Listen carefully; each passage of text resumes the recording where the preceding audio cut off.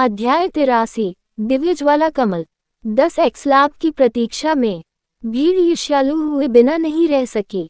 जब उनकी बारी आई तो जजों ने भी कोई प्रतिक्रिया नहीं दी, लेकिन अब वे उसे बधाई देने और उसके लिए ताली बजाने तक की हद तक जा रहे थे। इससे पता चला कि उसका प्रभाव कैसा था और वह भविष्य में कितनी मजबूत होगी। ये शक्ति का उचित प्रदर्शन था। आसपास की हर चीज को नजरअंदाज करते हुए नादिया चुपचाप बगल में देखने से खुद को नहीं रोक सकी और यह जानने की कोशिश करने लगी कि ओलिवर ने क्या प्रतिक्रिया दी। अंत में उसने उसे अपने लिए ताली बजाते हुए भी देखा और संतुष्ट महसूस किया। उसके होंठ सिकुड़ना चाहते थे, लेकिन उसने खुद को रोक लिया। उसकी माँ भी देख रही होगी। जैसे ही बुजुर्ग ने अपनी उंगलियां चटकाईं, ओलिवर ने देखा और दानव तुरंत 2 हिस्सों में कट गया और तुरंत शून्य में समाहित हो गया। वह भूख भगाने की एक तकनीक थी। केवल एस्पेरा वाले ओझा ही उसका उपयोग कर सकते थे। प्रधान न्यायाधीश खड़े हुए और एक बार फिर मौन रहने का आह्वान किया। हम अपने निर्णय पर पहुंच गए हैं। रैंकिंग इस प्रकार है। पहला, नादिया मिस्टिक। दूसरा, ओलिवर मिस्टिक। तीसरा, वायलेट मिशेल। चौथा। जैसे ही उन्होंने नामों और रैंकों की घोषणा की, हौंकने लगे और आश्चर्य की बड़बड़ाहट होने लगी। अपेक्षित शीर्ष दावेदारों में से कुछ को अनुमान से कम रैंक दिया गया, जबकि अन्य जिन्हें नजरअंदाज कर दिया गया था वे प्रमुखता से उभरे। जब ओलिवर का नाम पुकारा गया तो उसे सर्वोच्च रैंकों में रखा गया, लेकिन न्यायाधीशों ने उस पर ऐसी नजर डाली कि किसी कारण से आगे की जांच का वादा किया गया। अच्छा, मैं दूसरे स्थान पर रहा। इनाम अच्छा होना चाहिए। उसे खुशी हुई कि वह दूसरे स्थान पर रहा। दरअसल वह इस बात से अधिक खुश था कि नादिया पहले स्थान पर रही, जिसका मतलब था कि उसे बेहतर इनाम मिलने वाला था और उसे 10 गुना लाभ भी मिलेगा। ओलिवर को अजीब तरह से हंसते हुए देखकर बाकी लोगों को समझ नहीं आया कि क्या कहें। अंत में उन्होंने उसे अनदेखा कर दिया और आराम करने चले गए। पिछली रात ने उन पर मानसिक और शारीरिक रूप से बहुत बुरा प्रभाव डाला था। विजेता रुकते हैं जबकि बाकी लोग चले जाते हैं। हम पुरस्कार वितरित करेंगे, बुजुर्ग ने बाकी प्रतिभागियों का मार्गदर्शन करते हुए घोषणा की। रैंकर्स के समूह को न्यायाधीशों और अन्य कबीले अभिजात वर्ग के साथ एक कक्ष में भी ले जाया गया।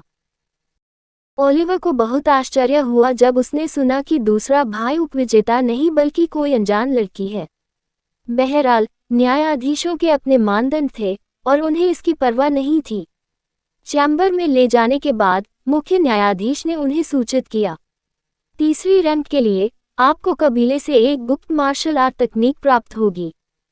आपके पास 3 विकल्प हैं, उनमें से एक को बुद्धिमानी से चुनें। उन्होंने वायलेट से कहा और कवर पर तकनीक का नाम लिखी 3 नोटबुक भेंट की। उसने एक क्षण लिया और ध्यानपूर्वक अपनी अनुकूलता का विश्लेषण किया। सभी तकनीकें अपने स्तर और नींव के लिए शीर्ष पायदान पर थीं। अंत में उसने purple snap of the headful snacks नामक एक तकनीक का चयन किया। ऐसा लग रहा था कि यह हाथ से हाथ की लड़ाई पर ध्यान केंद्रित कर रहा है। अच्छा है, अगर तुम चाहो तो अब जा सकती हो या अन्य प्रतिभागियों की प्रतीक्षा कर सकती हो, उसने उससे कहा और उसने रुकने और प्रतीक्षा करने का फैसला किया। दूसरे रैंक के लिए इनाम इन 2 धातुओं के बीच एक विकल्प है। जैसे ही 2 कांच के बक्से अंदर रखे किसी प्रकार की विकिरण करने वाली धातु के साथ मेज पर दिखाई दिए तो उसने ताली बजाई। बक्सों पर 2 लेबल थे, एक था टेरर गोल्ड ऑफ स्पिरिट्स और दूसरा था हेलिश प्लांट मेटियोर। उसे एक का चयन करना था। ये वाला। ओलिवर दोनों चाहता था, लेकिन वह जानता था कि यह असंभव था, इसलिए उसने अपनी ज़रूरतों के अनुसार एक को चुना। बुजुर्ग ने सिर हिलाया और बॉक्स ओलिवर को दिया और उसे इसके बारे में बताया। हेलिश प्लांट मेटियोर, ये धातु बेहद कीमती है। यदि आप इसे किसी कुशल लोहार को देते हैं तो आप अपने लिए एक अद्भुत हथियार या यहाँ तक कि एक कलाकृति भी प्राप्त कर सकते हैं। यह अंततः शिल्पकार के कौशल पर निर्भर करता है। कई ओझा अपनी पूरी कोशिश करते हैं इसका एक टुकड़ा प्राप्त करें, लेकिन यह आसानी से प्राप्त होने वाली चीज नहीं है। ये धातु केवल राक्षसी क्षेत्र से ही निकाली जा सकती है और इसलिए इसे निकालना बहुत कठिन है। ओलिवर ने थोड़ा सिर हिलाया। उन्हें इसकी जानकारी थी और इसलिए उन्होंने इसे चुना। इससे पहले ही उसने कुछ धातुएं एकत्र कर ली थी और इसके साथ ही वह अपनी योजना को क्रियान्वित करने के एक कदम और करीब पहुंच गया था। कुछ हिस्सा था जिसे वह बनाना चाहता था, इसलिए वह इसके लिए आवश्यक धातु एकत्र कर रहा था। अब प्रथम रैंक वाली मिस नादिया के लिए आपको वास्तव में एक अनोखा इनाम मिलेगा, मुख्य न्यायाधीश ने घोषणा की। उनकी आवाज गर्व और प्रत्याशा से गूंज रही थी। प्रथम स्थान के विजेता के रूप में आपको दिव्य ज्वाला कमल प्रदान किया जाएगा, जो पीढ़ियों से हमारे कबीले में चली आ रही एक प्राचीन कलाकृति है। उन्होंने कक्ष के केंद्र में एक आसन की ओर इशारा किया, जहां चमकदार पारभासी सामग्री से बना एक नाजुक कमल का फूल बैठा था। इससे एक नर्म अलौकिक चमक फैल रही थी और इसके चारों ओर की हवा ऊर्जा से तरंगित हो रही थी। दिव्य ज्वाला कमल केवल हमारे कबीले की विरासत का प्रतीक नहीं है, इसमें अविश्वसनीय शक्ति है। जब इसके मालिक के साथ बंध जाता है तो यह आपके एस्पेरा को बढ़ा सकता है, आपकी मार्शल आर्ट क्षमताओं को बढ़ा सकता है और डार्क एस्पेरा के खिलाफ सुरक्षा प्रदान कर सकता है। हालांकि इसके लिए बहुत अधिक आवश्यकता होती है, इसकी क्षमता को पूरी तरह से उजागर करने के लिए कौशल और समर्पण। नादिया ने कलाकृति को उत्सुकता से देखा।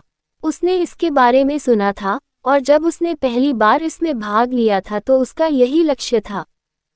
मुख्य न्यायाधीश ने आगे कहा, ये कलाकृति अपना मालिक चुनती है। आपको ध्यान करना चाहिए और इसके साथ एक बंधन बनाना चाहिए, तभी यह अपनी वास्तविक क्षमताओं को आपके सामने प्रकट करेगी। इसका बुद्धिमानी से उपयोग करें, ये बड़ी जरूरत के समय एक महान हथियार बन जाएगा। नादिया ने गंभीरता से सिर हिलाया। उसने प्रधान न्यायाधीश को कम नहीं आंका, बल्कि वह दूसरों को उनकी ताकत के आधार पर कम आंकने वाली व्यक्ति नहीं थी। वह हर किसी से सावधान रहती थी, चाहे वह दोस्त हो या दुश्मन। जब उसने कलाकृति के बारे में सोचा तो अचानक उसके दिमाग में ओलिवर की छवि आई, लेकिन उसने तुरंत अपना सिर हिला दिया। उसके कंधों पर एक बड़ी जिम्मेदारी थी और इसलिए वह पीछे नहीं रह सकती थी। उसने धीरे से दिव्य ज्वाला कमल को उठाया, उसकी गर्मी और ऊर्जा को अपने साथ महसूस किया। मुख्य न्यायाधीश ने कहा, आप अपना बंधन बनाने के लिए यहाँ रह सकते हैं और ध्यान कर सकते हैं। आपको जितना समय चाहिए ले लो। यह एक ऐसा सम्मान है जिसे बहुत कम लोगों ने हासिल किया है। जैसे ही नादिया को अपना ध्यान शुरू करने के लिए एक शांत कोना मिला, कमरा अन्य प्रतिभागियों की प्रशंसा और ईर्ष्या के मिश्रण से गूंज उठा। यहाँ तक कि कुछ बुजुर्ग भी आहें भरने से बच नहीं सके। ये कलाकृति कुछ ऐसी थी जिसे वे भी अपने जीवन काल में चाहते होंगे। ओलिवर ने उत्सुकता से देखा।